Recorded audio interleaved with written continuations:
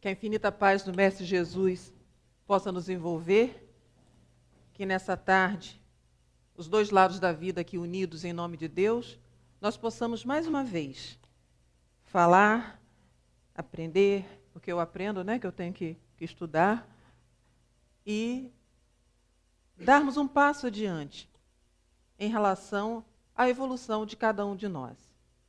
Antes, eu gostaria de, em público, agradecer essa casa, que hoje faz 3 meses que eu estou podendo retornar a esse espaço e, novamente, falar do Cristo. É um amparo muito bonito que se recebe dos amigos encarnados e da espiritualidade que nos assiste. Nunca duvidem, jamais, do apoio que um espírito amigo lhe traz. Nunca duvidem de que ninguém na face da Terra passa por algo e esteja sozinho. Você talvez possa não ver, mas saiba que a seu lado existe alguém. Mas se você olhar bem, você vai ver os encarnados, que estão sempre a segurar suas mãos. Então, eu trago a público hoje o meu grande agradecimento. O estudo da tarde de hoje é em torno do Livro dos Espíritos. No sábado, a Casa de Leon Denis, nos 2 horários, todo sábado, traz o ensino em torno deste livro. Nas terças-feiras, o ensino nos 2 horários, é em torno do Evangelho. Na quinta-feira, é em torno da vida de Leon Denis, dos livros de Leon Denis, não da vida, perdão, dos livros de Leon Denis. Na segunda-feira, o estudo é sobre o livro Céu e Inferno. Então, a todos vocês que simpatizam com a doutrina, médiuns da casa, aqueles que já estão no caminhar, que já estão em outros cursos, amigos que sejam de outros espaços religiosos, que aqui estejam, vejam que a cada dia da semana, a casa oferece uma oportunidade de olharmos o que seja o mundo espiritual e a vida do espírito, esteja ele encarnado ou desencarnado, sobre as várias mensagens trazidas pelos vários espíritos. Espíritos que tiveram, como é o tema de hoje, a missão de nos reeducar. Então vejam, temos um calendário. Hoje nós estamos na época da tecnologia, nós temos um site que tem toda a programação, você pode se organizar. Amigos nos assistem pela TV Regeneração. Então vejam o quanto que essa rede de sustentação da nossa fé, essa rede de sustentação do aprendizado de quem sou eu e do que é o mundo, chega para cada um de nós. Então, no estudo como é o dessa noite, não é um diálogo, né? É um monólogo, vamos colocar assim. Mas eu vou deixar uma pergunta, e que eu acho que cabe a cada um se responder, porque quando eu iniciei o estudo para vir, foi a primeira pergunta que eu me fiz. Cada um de vocês já pararam para pensar qual é a missão da vida de vocês? Qual é a missão da reencarnação de cada um? Ou será que temos a ideia, por essa palavra tão pomposa, missão, que missão é algo muito grande? Eu tenho um amigo que diz que missão é uma missa com mais de 1 hora. Então é uma missão, né? Que cada um gosta de evolução. Mas a palavra, e a nossa língua portuguesa ela é muito rica, a palavra missão, ela é uma responsabilidade.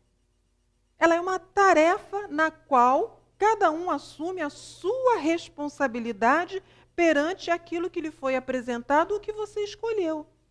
Porque somos livres nas nossas escolhas. Somos convidados, inclusive, a participar da escolha da nossa vida de espírito na reencarnação, já como um processo do amadurecimento. Porque quando eu sou convidada a escolher, eu não posso colocar no outro a responsabilidade daquilo que eu mesmo já pensei estar preparado ou já está realmente preparado para começar. Então vamos lá, meus irmãos. Qual será a missão da vida de cada um? Qual será a missão da minha vida? Qual será a responsabilidade que eu puxei para mim na presente encarnação. E nas outras vidas, porque a Dirce já viveu várias vidas, a Zara já viveu várias vidas, a Luciana já viveu várias vidas, todos nós já vivemos várias vidas. E o que será que a cada uma delas representou no sentido do avanço desse planeta? Por isso que no início, quando eu trazia a público meu agradecimento, eu disse, nós não estamos sozinhos. Porque se fomos amparados, é porque espíritos poderiam fazer aquilo, porque eles também se colocaram para aquela tarefa. Então, vamos começar a pensar. Nos estudos, nós vamos buscando sempre uma história, nós vamos buscando sempre um exemplo, para não deixar nem tão monótono e para seguir o exemplo do maior mestre de nossas vidas, que ele trazia as histórias para que nós pudéssemos compreender. Então, uma que eu achei interessante, está lá nos comentários da filosofia espírita, pelo Espírito Miramês, e alguém pegou lá e depois trouxe e incluiu uma história que é do Chico Xavier. Diz que Chico trabalhava lá na máquina de escrever, aquelas máquinas antigas. Acho que não tem ninguém aqui que não trabalhou nela, não, né? Eu não estou conseguindo enxergar. Quem não tiver, que nunca viu, aquelazinha mesmo que a gente fazia assim, ó, fazia um barulhinho. E tinha uma pessoa ao lado dele também trabalhando numa máquina de escrever. Caiu um besouro na máquina de escrever da pessoa que estava ao lado dele. A pessoa pegou o besouro e jogou. E continuou lá. Mas o besouro parecia aquelas crianças pirracentas. Voltou e caiu lá de novo na tecla. A pessoa pegou de novo e jogou. Na terceira vez que o besouro veio, Chico levantou, pegou e falou assim, não faça isso. Pegou o bichinho, chegou até uma janela, porque a hora que o bichinho queria era encontrar um lugar para sair. E colocou para ele e falou assim, eu e você temos algo ainda a aprender, a fazer ou a cumprir. Se você resistiu a essa agressividade que você sofreu, então o seu desejo de viver é muito grande. Vai viver. O que Chico disse ali naquela hora para aquele bichinho? O que Chico diz aos nossos corações? Que a cada obstáculo que eu encontro e a resistência que eu coloco, eu estou em busca de vida, eu estou em busca de aprendizado. E os obstáculos, muito mais, são criações da nossa ilusão do que da própria realidade. Porque muitas coisas teremos que viver aqui. Como irei viver é que pode gerar um obstáculo. E a cada situação, feliz ou dramática, a cada ponto que eu vivo, eu gero em mim um aprendizado. A cada situação, ali havia um aprendizado. Cada coisinha eu vou juntando. Experiência, aprendizado, maturidade emocional, meu espírito caminha. Por isso que nessa página de hoje, que vocês podem procurar lá no site do CELD, ela é linda, gente. É linda essa página. Do Espírito Luiz, do livro Em Torno de Leon Denis, diz assim, filhos, cada criatura humana traz dentro de si criatura humana. Olha, está falando de nós. As marcas do progresso constituído e simultaneamente vê assinalado em si mesmo o objetivo da vida. Veja que bonito, então. Cada coisa que eu vivo é um progresso constituído e, simultaneamente, eu vou gerando um objetivo de vida. Então, não é só choro e lamentação, não é sorriso e festa. É objetivo de existência para cada um de nós. E aí nós vamos lá no Livro dos Espíritos, que, como a Lucy disse, já teve início. Nós estamos no capítulo 10, das ocupações e missões dos espíritos. E lá na pergunta 568, Kardec pergunta assim, os espíritos que têm missões a cumprir, as cumprem na erraticidade ou encarnado? Ou seja, nós já começamos a entender que missão é uma responsabilidade que cada um assume perante uma situação. Então, Kardec indagou, mas essa missão ocorre no mundo espiritual, quando eu estou desencarnada? Essa missão ocorre quando eu estou aqui, neste planeta Terra. Porque nós sabemos que existem outras moradas na casa do Pai, mas nós estamos falando aqui, deste planeta. Olha o que os espíritos respondem. Podem tê-las ou seja, no mundo espiritual ou noutro estado. Para certos espíritos errantes, é uma grande ocupação. Espíritos errantes é aqueles que estão em busca da constituição da sua consciência, da sua moral, da sua internalização da lei do amor. Então, são espíritos que estão em busca de conhecimento para evolução. Ou seja, todos nós. Estejamos aqui ou estejamos do outro lado. Então, eles começam, na 569, Kardec insiste mais um pouco. Já que são dos dois lados, Kardec pergunta, mas em que consiste, então, as missões de quem pode ser encarregados os espíritos errantes? São tão variadas, respondem os espíritos, que impossível fora descrevê-las. Muitas há que não podeis compreender. Os espíritos executam as vontades de Deus e não vos é dado penetrar-lhes todos os desígnios. Então os espíritos começam a mostrar a Kardec que a grande lei universal do amor, a grande força criadora de cada um de nós, Deus, traz os desígnios necessários para cada situação, cada estado e cada evolução. Então nós iremos encontrar espíritos errantes que trarão para nós, como vai lá na notinha do rodapé, como missões, o amparo aos enfermos, o amparo aos agonizantes, aos aflitos, ser guia espiritual, que cada um traz um movimento de ajuda, incluindo para nós que estamos aqui, encarnados. Existe um livro que eu gosto muito, chamado Missão dos Espíritos. É um livro de entrevistas, onde Hermann e Baltazar respondem a várias questões, que eu acho que todos os médiuns da casa deveriam, por sinal, conhecer esses livros. São 3 volumes, em que Baltazar explica que somos reunidos no mundo espiritual por afinidades. E por afinidades estudamos. E por afinidades nos preparamos. Então eles colocam, por exemplo, eu achei muito bonito isso, que existem grupos de espíritos que retornarão em corpos femininos e buscam como missão ser mãe.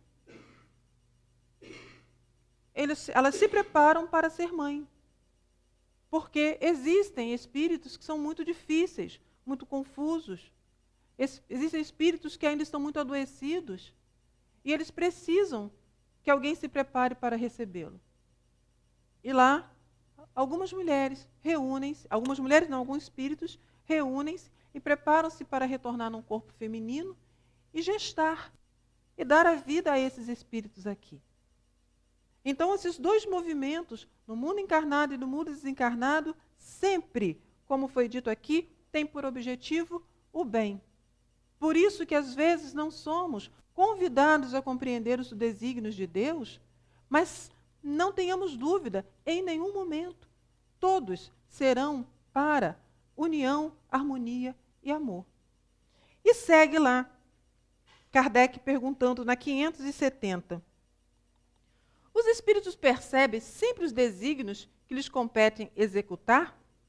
E aí eles respondem, para surpresa nossa, não. Nem todo mundo percebem o que serão convidados a executar. Eles dizem assim, muitos há que são instrumentos cegos, outros, porém, não sabem muito bem com que fim eles atuam. Vamos trazer para o concreto, para ficar mais fácil, para nós entendermos? Imagine uma grande firma, onde existem todos os cargos, todas as hierarquias, desde o proprietário ou do diretor ou do presidente, até os outros cargos que, na nossa visão de sociedade, ocupam funções que nós denominamos como simples, não importam quais sejam. Mas, às vezes, ocupa ali aquela função tão simples aos nossos olhos. Um espírito é encarnado, uma pessoa encarnada, eu estou trazendo um exemplo concreto, em que aquela pessoa, todos gostam. O ambiente que aquela pessoa está, sempre está em paz. É aquela pessoa que, para tudo que você convida, mesmo que ela diga não posso, mas não diz o não posso de forma agressiva, é sempre participativa, sempre colabora. E às vezes é uma pessoa com uma cultura pouca, com uma educação básica, mas é aquele ser adorável, é luz. que esse espírito está fazendo? Encarnado. Esse espírito ajuda tanta gente. Esse espírito, ele, naquela harmonia que traz consigo, às vezes acalma quem chega lá nervoso, torna-se exemplo para muitos, acalma pessoas que talvez não tenham com quem conversar, porque a nossa tendência é muito bélica. Às vezes nós levamos algo para alguém e o outro, ao invés de nos acalmar, às vezes até eleva a nossa irritabilidade, o nosso nervosismo. Então, o que eles estão falando de que aqueles que são instrumentos cegos são esses espíritos simples ainda na sua constituição, simples ainda no seu aprendizado, mas que já internalizaram a necessidade de fazer o bem. Então, eles são levados a, junto com outras equipes, o mais elevado ajuda o desenvolvimento do outro, a participarem de muitas ações. Tem um livro de Dr. Bezerra em que ele diz que ali no centro do Rio de Janeiro, numa área que é bem verde, com algumas plantas, então, que ali existe uma rede de proteção e que dali os espíritos se reúnem e vão em busca daqueles que estão em sofrimento, principalmente nos presídios. E que lá nos presídios eles lançam como se fosse uma rede, essa rede é toda em luz. E aqueles que verdadeiramente arrependeram-se, é o próprio sentimento que faz com que eles consigam sustentar-se nessa rede. Aqueles que ainda não se arrependeram, ou não perceberam, mas já começam a ter um desejo de sair dali, o sentimento deles não sustenta, e às vezes eles soltam essa rede. Mas que eles levam junto com eles espíritos que estão desejosos de fazer o bem, de aprender, para dar sustentação a essa rede. Então, mundo espiritual, os espíritos que estão já no seu processo de aprendizagem vão seguindo a outros espíritos que já certos, seguros das suas missões de resgate, das suas missões de doutrinação, das suas missões de amparo aos espíritos mais confusos, eles levam com eles um grande grupo de tantos outros. Alguns, pelo bom coração, vão aprendendo, ainda não entenderam, mas lá chegam. Tem uma outra história que ilustra também, está lá no livro Iniciação à Viagem Astral, é o Espírito Miramês, aonde um ônibus iria passando por uma dificuldade e várias pessoas estavam em prece ali naquele ônibus. Quando eles chegam perto, eles veem um grupo de espíritos e eles perguntam, mas se vocês aqui estavam, o que dificultou a ajuda a essas pessoas desse ônibus que clamam um amparo? Aí a pessoa que conduzia, o espírito que conduzia a missão respondeu, esses espíritos que estão aqui, olha que interessante, eles rezam e ouvem a prece dos outros. Só que quando encarnados, eles não conseguiam sustentar a própria prece. Sabe quando nós começamos a fazer a prece e a gente termina na lista de compra que a gente tem que fazer na semana? Não acontece isso, né? A gente começa muito bem, meu Deus, Senhor, obrigado. Meu Deus. Ai, gente, está ventando, está chovendo, a roupa está no varal. Às vezes a gente não sustenta o nosso pensamento em prece. Então nós não conseguimos fazer a conexão com o mais alto. E aí eles colocam, esses espíritos que estão aí prontos a ajudar o outro, não conseguem, porque encarnados, eles não conseguiam sustentar o pensamento. Veja a importância de aprendermos a equilibrar o nosso pensamento. Veja a importância de vivermos em estado de prece. Veja a importância de educarmos a cada um de nós para acordarmos, fazer uma prece, ir ao trabalho, fazer uma prece, ir dormir, fazer uma prece, porque é um aprendizado. Então, o que eles dizem aqui na 570 é que alguns, como ele fala aqui, né, não sabem muito bem com que fim atuam, mas atuam. Vão sendo impulsionados, vão sendo levados. E assim nós vamos chegando lá na 572. A missão de espírito lhe é imposta ou depende da sua vontade? Ele pede e de todos se considera se a obtém. Aí lá na A, pode uma missão igual ser pedida por muitos espíritos? Sim, e frequentemente apresentam-se muitos candidatos, mas nem todos são aceitos.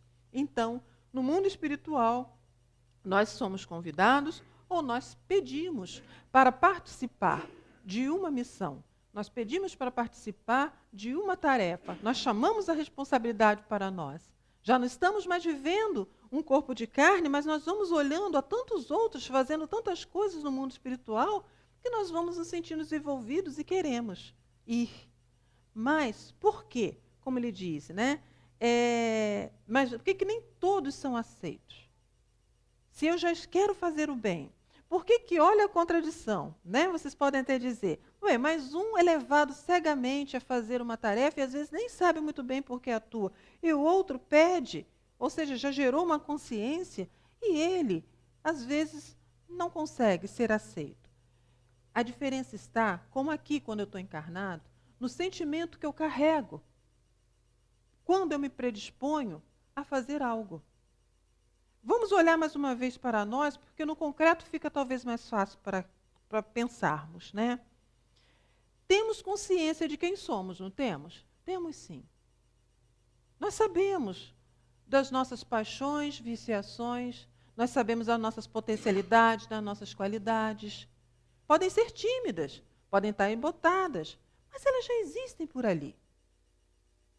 Só que, quantas vezes nós nos prometemos uma mudança e não resistimos quando diante do fato ao qual eu jurei que não iria sucumbir.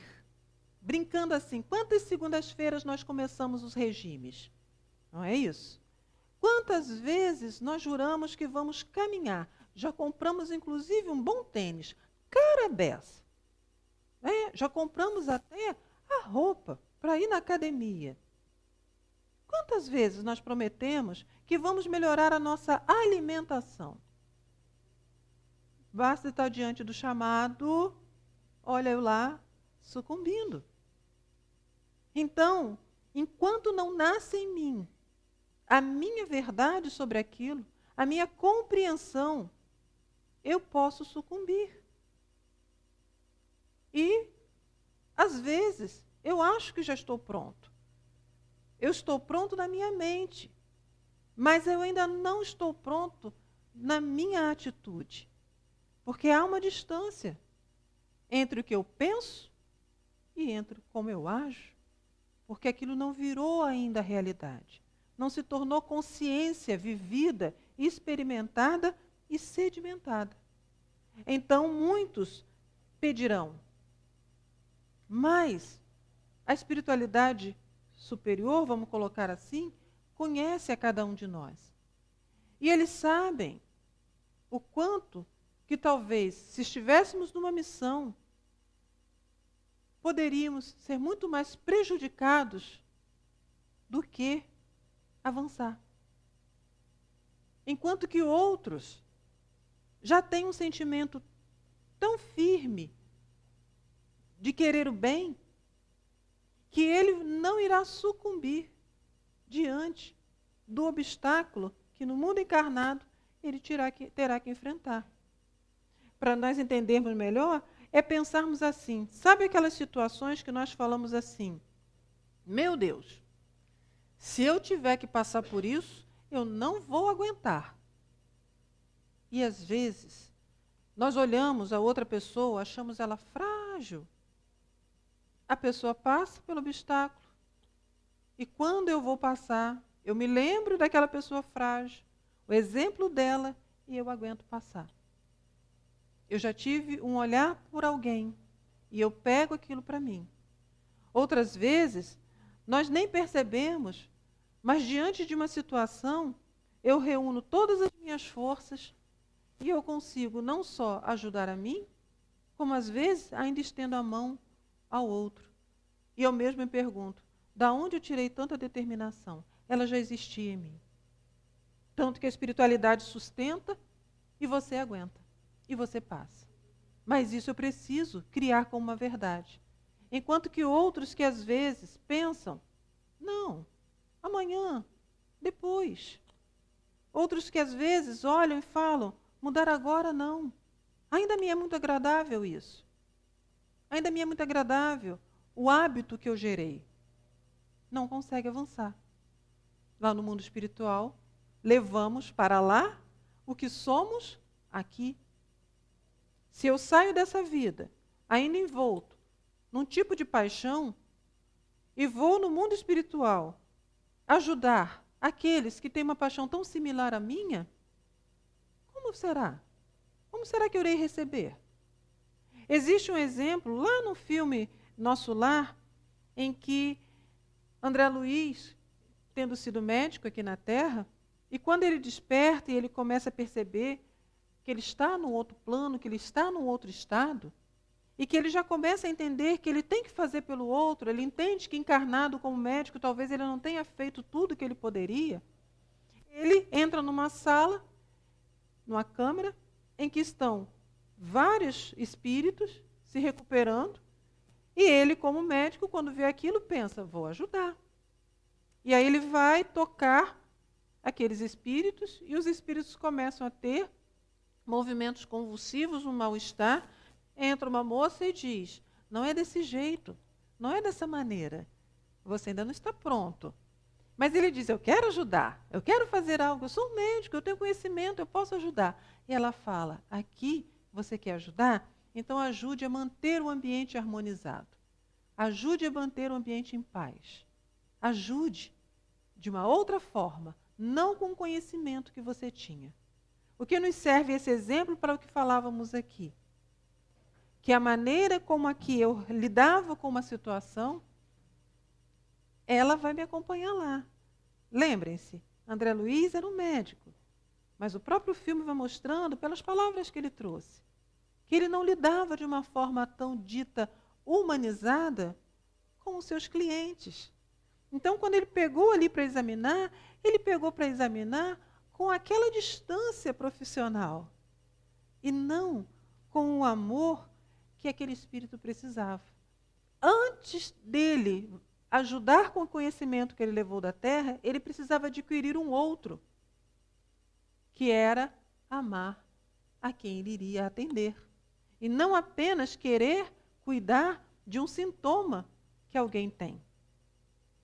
Ali veio o primeiro ensinamento dele, para que ele mudasse a sua forma de ver quem é um outro em sofrimento. Vamos seguindo adiante. Na 573, Kardec já começa a se preocupar, ele tentou entender e trazer para nós, ele entendeu e trouxe para nós como, no mundo espiritual, se dá a missão dos espíritos, sendo que os espíritos já avisaram a Kardec. A missão não é no mundo espiritual, ou num lado ou no outro. A tarefa e a responsabilidade que cada um assumir é o que fará com que esse espírito avance e gere um objetivo na sua existência. Então a missão não é algo grandioso, é único e exclusivamente para alguns. A responsabilidade será para todos aqueles que queiram levar mensagem de paz para tornar o mundo em que você vive muito mais unido do que como ele hoje se encontra.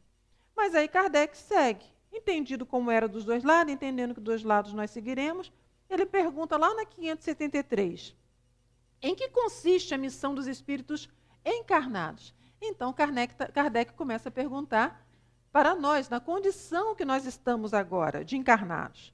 E os espíritos respondem, em instruir os homens, em lhes explicar o progresso, em lhe melhorar as instituições por meios diretos e materiais. Os espíritos são simples na sua resposta.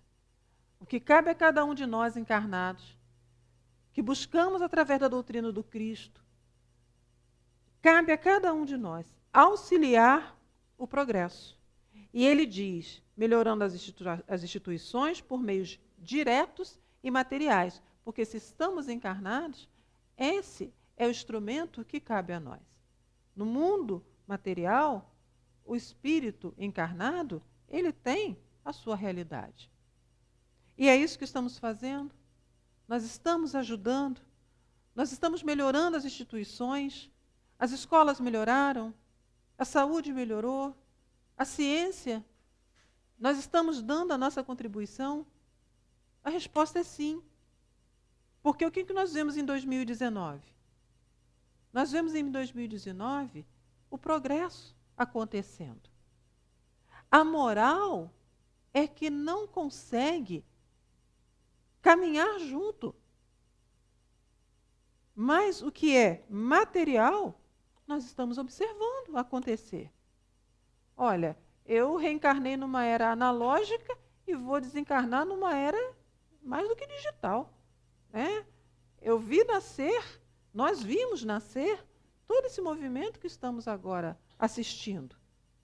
E isso num espaço curto de tempo para tantas descobertas.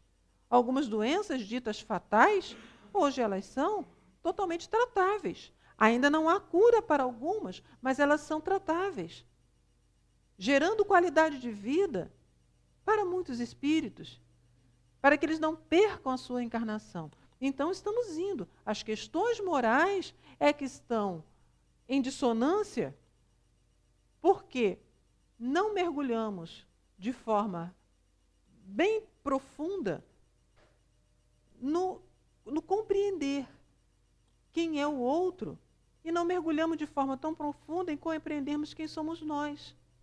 Nós ficamos, às vezes, só com as informações que as pessoas nos passam, refletimos sobre as belas palavras, refletimos sobre os belos livros, mas não aplicamos aquilo que nos chegam.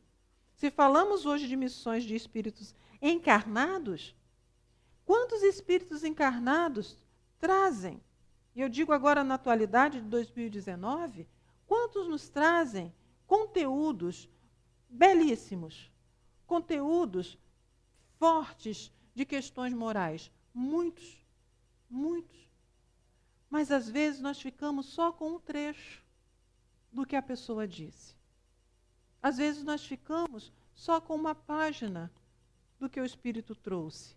Nós não abrimos o livro, lemos a página, refletimos, vamos ligando ela a um outro livro ou uma outra fala, fazemos uma conexão conosco mesmo e levamos para aplicar. Precisamos fazer isso. Precisamos caminhar dessa forma. Como eu disse no início, a Casa de Leon Denis oferece estudo de segunda a segunda.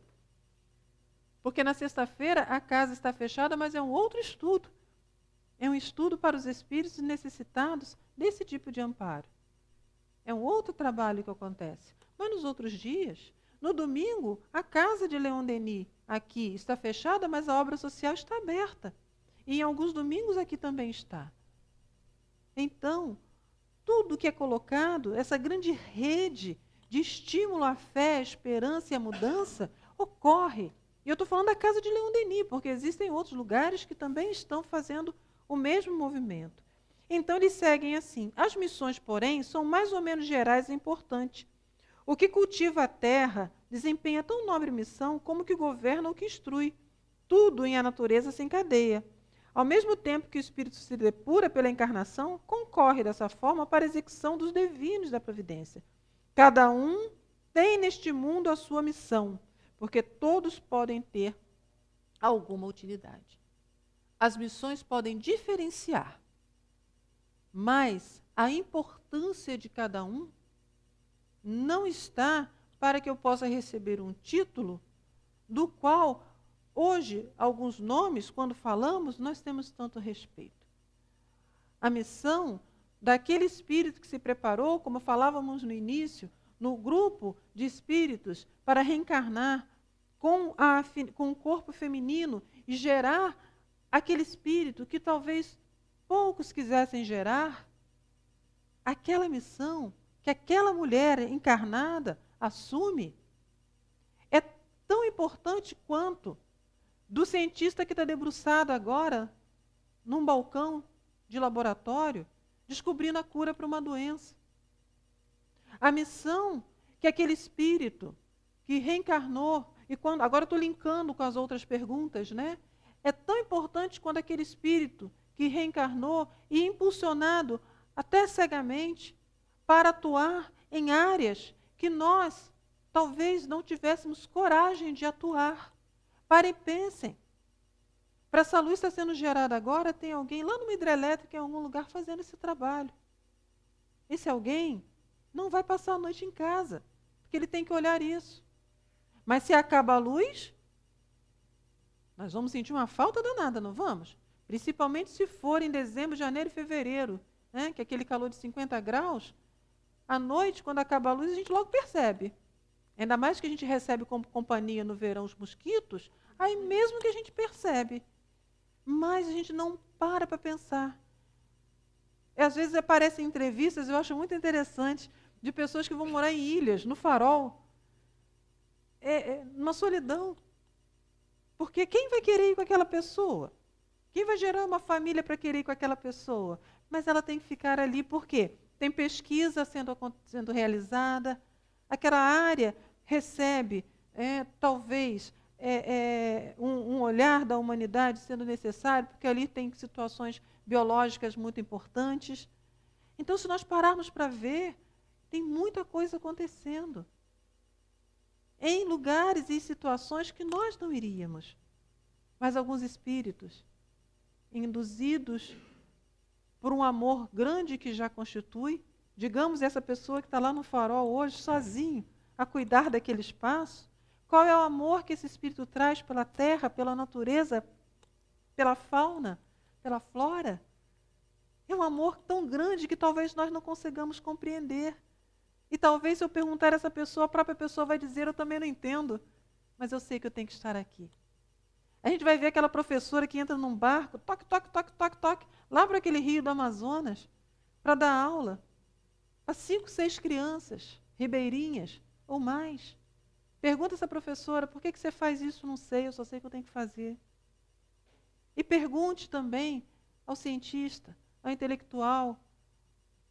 Alguns também terão essa resposta, outros falarão não. Eu quero fazer, eu sei que eu tenho que fazer, eu preciso fazer. Então, nós vamos observando isso. Cada um tem nesse mundo a sua missão, porque todos podem ter alguma utilidade. Por favor, meus irmãos, quando vocês saírem daqui, não digam que vocês não têm uma utilidade. Não pensem, mas eu ouvi lá na casa de Leon Denis que todos têm uma missão. Mas eu não tenho qualidade, eu não tenho nada a apresentar, não sei fazer nada, acho a minha vida vazia. Não. Algo. Olhe, veja. Você é útil para alguém? Você é bom para alguém? Você é importante para alguém? Nós estamos no mês do Setembro Amarelo, onde muitos espíritos, por dores e vazios, no desejo de se livrar dessa angústia, eles acabam tirando o próprio corpo, por achar que a dor mora no corpo. Muitos nem intencionavam a morte, apenas queriam o alívio. Apenas queriam se sentir mais tranquilos. Então que hoje fique para nós assim, eu tenho uma utilidade. Eu tenho algo a fazer nesta planeta. Porque até aqueles que ainda não sabem bem por que tem que fazer, são amparados e estimulados, que dirá eu, que já consigo pensar. Então levantem-se de suas vidas e deem glorificação ao seu Criador, Deus, porque você reencarnou, porque você tem um corpo, você tem uma mente que pensa, é um raciocínio lógico, e faça por você, meu irmão, aquilo que só você pode fazer, o bem. Porque quando você fizer isso, é como aquele exemplo que eu dei, da pessoa que numa indústria, numa empresa, tem um cargo considerado mais simples, mas é um local que todo mundo gosta de ir. É o amigo que todo mundo gosta de ter. Eu vou contar uma historinha só para vocês rirem. Uma época, eu fui trabalhar no local, se eu já contei isso aqui, vocês me desculpem, eu já digo que a gente vai ficando velha, vai esquecendo o que vai contando. Eu fui trabalhar no local e eu não tenho especialização para atendimento de criança. Mas era um grupo tão grande de crianças, aí aquela história, né? Não sei porquê, mas vou fazer, né? E aí você vai lendo, conversa com um amigo, pede ajuda a um outro profissional, tal, e você vai lá tocando a vida. E aí, o que aconteceu? Eu comecei a atender um menino que ele tinha uma baixa estima, pouco rendimento na escola, as notas muito ruins, uma família muito simples. E aí eu pensei, né? Jogos, ludoterapia, todo o trabalho ali vai ser organizado dentro daquilo que eu sei. Só que, gente, o menino cismava de jogar dama. Eu não sei jogar dama. Eu sou muito ruim em matemática. Em cálculos lógicos, não me peça isso não. Se você fizer uma conta rápida aqui, eu vou me enrolar, tá? Mas eu sou boa de imaginação, né? Então, eu tentava, levava papel para o menino desenhar para eu fazer os testes de personalidade, de projeção, tudo aquilo que eu me garantia, eu levava para o menino. E o menino, dama. E aí eu falei com ele, eu não sei jogar dama. Fui sincero, eu não sei jogar dama. Sei assim, o basicão. O menino, cada vez que ele chegava, ele levava uma nova jogada. Uma nova jogada. Aí você faz um feedback com os pais, você precisa saber como é que está. E a mãe veio feliz, dizendo que ele estava melhor na escola, que ele estava se sentindo mais seguro, que estava até gostando de ir. E eu fiquei assim, mas por quê? Por quê? Né? Eu estou me sentindo tão incapaz. Eu comecei a observar uma coisa. A autoestima dele melhorou quando ele começou a me ensinar. Então ele tinha o prazer de aprender, né, e me ensinar. E sem contar que o fato dele ganhar, ele ficava muito feliz, viu? E eu não ficava fingindo que eu estava perdendo, não, eu estava perdendo mesmo, né? E aí eu descobri que ele perguntava ao irmão mais velho como fazer. E dama é um raciocínio lógico. Você tem que ter uma estratégia, né? Você tem que ter um pensamento mais organizado para você conseguir saber e se antecipar ao outro. Então ali ele conquistou algo. Ali eu fui cega. Foram me conduzindo e ele conseguiu. Então, mesmo que eu não saiba como fazer, mesmo que eu ache que eu não tenho capacidade para fazer, tente. Lembra quando eu falei lá? É o sentimento que dá a graça da história, que dá o tom da conversa. Às vezes não é o intelecto é necessário para nós sairmos do nosso primitivismo, para nós sairmos do nosso animalismo. Mas é o sentimento que é o carro-chefe do ser humano. E aí nós avançamos para as perguntas 572, 64, 575, para encerrar nossa conversa na tarde de hoje. Qual pode ser na Terra a missão das criaturas voluntariamente inúteis? Lá na 574. E aí os espíritos dizem, há efetivamente pessoas que só para si mesmo vivem e não sabem tornar-se úteis ao que quer que seja. São pobres seres dignos de compaixão, porquanto expiarão duramente sua voluntária inutilidade. Começando-lhe muitas vezes, já neste mundo, ouço o que a espiritualidade diz, o castigo pelo aborrecimento e pelo desgosto que a vida lhe causa. Então, quando nós ficamos inertes, a vida é movimento, a vida é pulsão. A vida do encarnado, porque agora Kardec já está a perguntar sobre encarnado, ela é dinâmica. E quando eu me autossugestiono dizendo da minha incapacidade, eu paro esse movimento, eu cesso esse movimento. Eu começo a mirar naquele que faz muito e, ao invés de eu tê-lo como referência, eu começo a tê-lo até como, digamos assim, uma sombra. Porque eu quero ser como o outro. Não, a referência é um exemplo para você descobrir em você algo. Mas você tem que seguir, você tem que caminhar. Por isso, hoje, quantas vezes nos dá uma sensação de tristeza, um desgosto, um vazio? Pense, é a sua inércia, é o seu espírito pedindo, saia dessa inércia, faça o bem, busque fazer o bem, busque adiante. E a 575. As ocupações comuns nos parecem deveres do que as missões propriamente ditas. As ocupações comuns mais nos parecem deveres do que missões propriamente ditas. A missão, de acordo com a ideia a que essas palavras estão associadas, tem menos um caráter exclusivo de importância, sobretudo menos pessoal. Desse ponto de vista, como se pode reconhecer que um homem tem realmente na Terra uma determinada missão? Como é que a gente vai conseguir olhar e falar, aquele fulano ali tem a missão, como nós entendemos essa palavra quando ela é dita de forma pomposa? E aí ele diz, pelas grandes coisas que opera, pelos progressos cuja realização conduz aos semelhantes. Então, se eu quiser separar a responsabilidade que cada um de nós adquirimos e que nós hoje entendemos também ser uma missão, da ideia que nós temos de aquele espírito tem uma missão de conduzir, vamos pegar Leon Denis. Leon Denis tem uma missão de conduzir e trazer os ensinamentos. Era um professor, era um pensador, não é um pensador, e ele nos estimula a isso. Então nós vamos reconhecendo assim, aqueles a quem referimos, Chico, Madre Teresa, e vamos nós, né? Poderíamos falar homens também das ciências. Mas, como nós estamos no finalzinho, eu queria que nós falássemos de um outro grande homem e a sua grande missão. Jesus, o Cristo. A grande missão do Cristo. Da lei mosaica, onde nós recebemos ali as regras de conduta do nosso comportamento, os 10 mandamentos. Eu sempre brinco lá na turminha do Evangelho. Olha, lá ensinaram para a gente assim, não roube, tá, o copinho d'água da amiguinha, não pode. Né? Aí você desencarna com aquela lei. Foi a regra, a lei mosaica. Eu não posso roubar o copo d'água da amiguinha. Por enquanto, você entendeu assim, não posso, que senão Deus, né? Na época de Moisés, Deus era um pouco mais assim, digamos, com a sua mão um pouco mais pesada. Por quê? Porque naquela época nós não tínhamos conhecimento do sentimento do amor, do que é uma consciência. Aí eu desencarno com essa lei internalizada em mim, essa regra.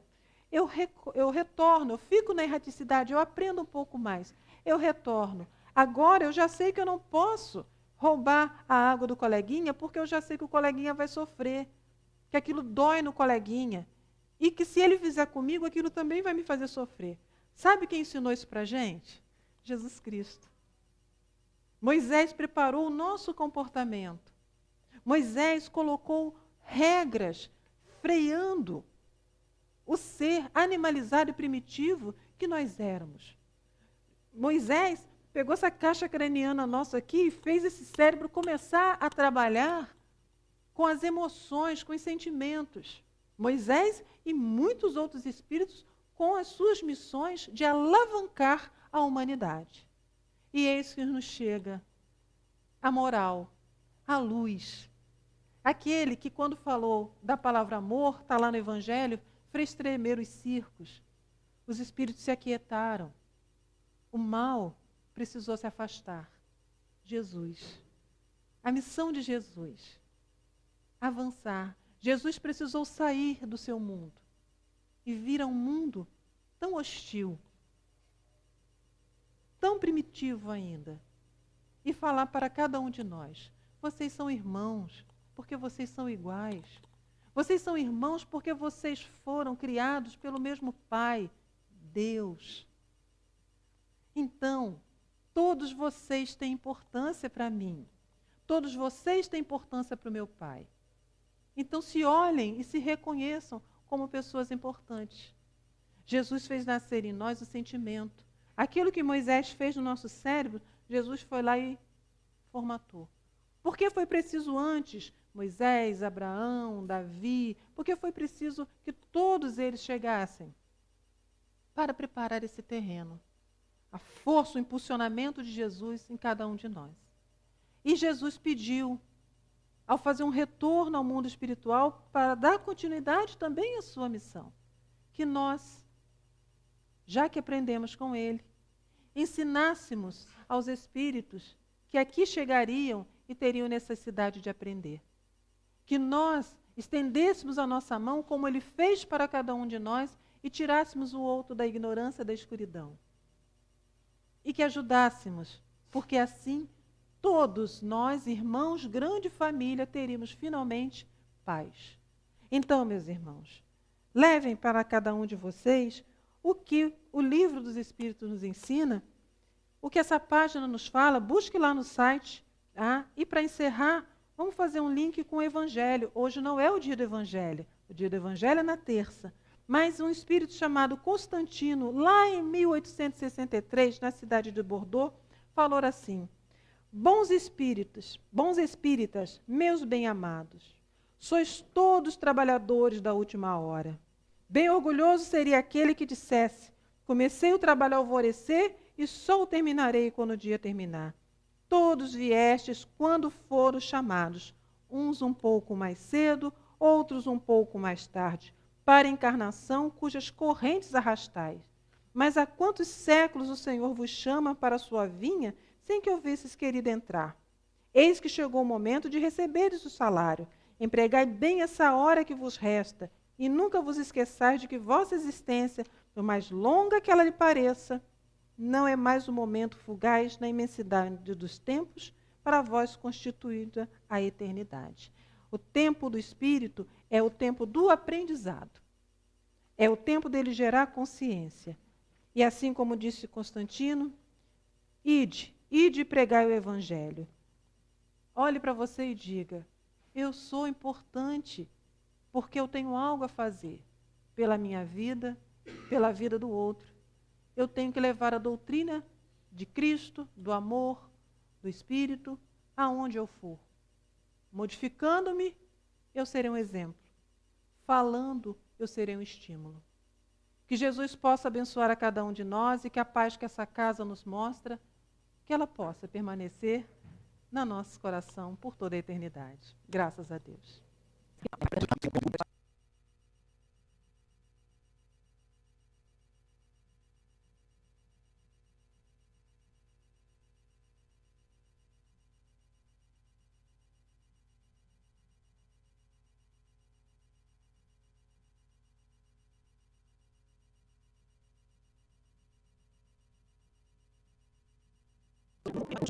E emocionais. Não esperes pela morte do corpo para realizar o serviço da própria